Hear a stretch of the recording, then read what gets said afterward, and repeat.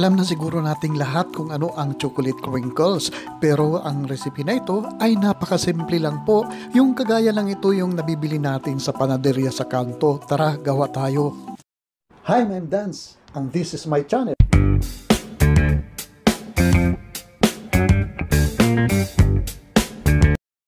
Sa isang malaking mixing bowl ay pagsamasamahin natin ang 1/2 cup na sugar, 3/4 cup na brown sugar, at saka yung ating 1 cup na cocoa powder. Bensdorp na cocoa powder ang aking ginamit dito, at pagkatapos ay imikos-mikos lang natin nito sandali bago po natin idagdag ang ating mga wet ingredients dito.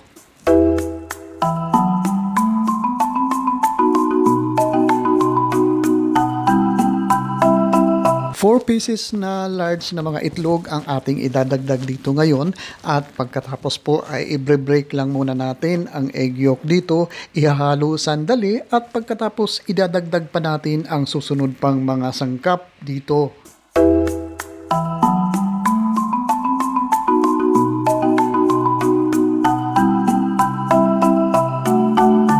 'Idagdag naman natin ang ating oil dito. Canola oil o corn oil sana ang mas magandang idagdag dito. Pero kung wala naman, kahit anong vegetable oil at pwede na rin. 2 teaspoon na vanilla essence din ang ating idadagdag dito. At itutuloy-tuloy lang po natin ang ating paghahalo po dito.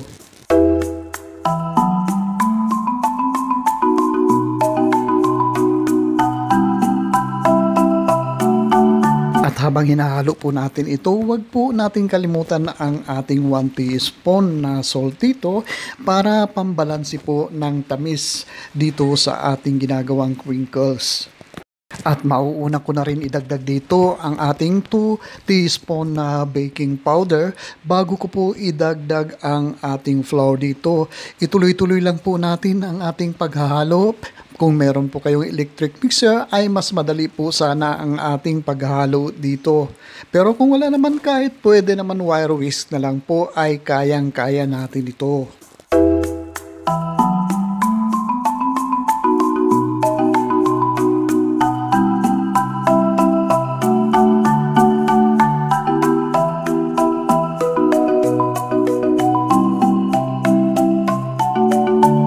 Kung sa tingin natin ay nahalo na ng maigi ang ating naunang mga sangkap, dito ay dagdag na nating dahan-dahan ang ating 2 cups na all-purpose flour. Cut and fold method lang po ang ating paghahalo dito. Huwag po natin i-overbeat ang ating paghahalo po dito kasi magproduce po ng gluten at titigas po ang kalalabasan ng ating crinkles kapag ito po ay naluto na.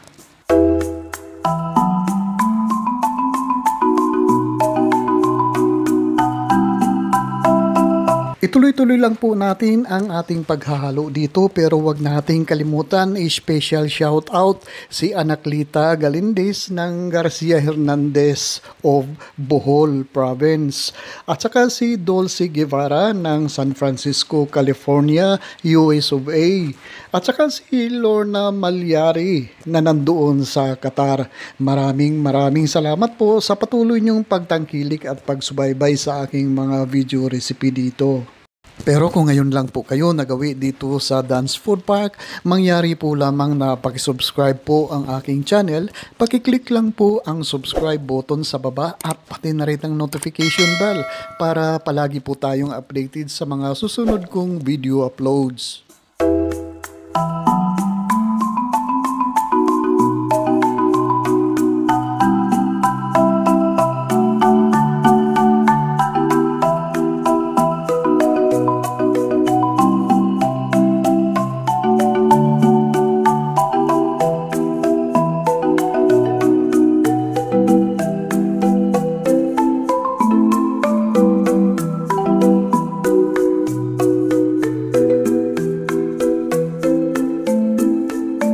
At kapag nahalo na natin ito ng maigi at wala na pong buo-buo dito, ay takpan lang natin ito ng cellophane at saka ilagay po natin ito sa chiller sa ating refrigerator, at ng mga 4 hours po para po medyo tumigas po ang ating mixture dito at hindi po bumagsak kapag ating i-bake ang ating crinkles mamaya. At saka mas madali natin i-handle o ibilog ang ating dough dito. Yun po ang purpose kung bakit natin pinapalamig po ang ating dough dito, para hindi tayo maghirapan magbilog ng ating dough dito.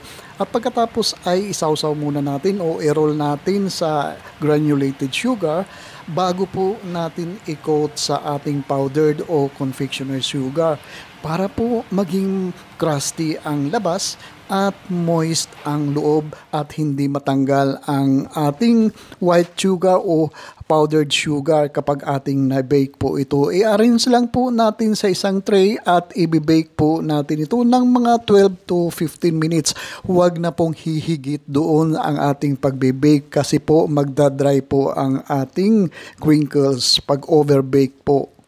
At ito na po ang ating napakasimpleng recipe sa ating chocolate crinkles, pero hindi na rin matatawaran ang sarap nito. Kahit simple lang ang ating mga sangkap dito, masarap na rin po. Certified rapsa na rin po ang ating chocolate crinkles po dito.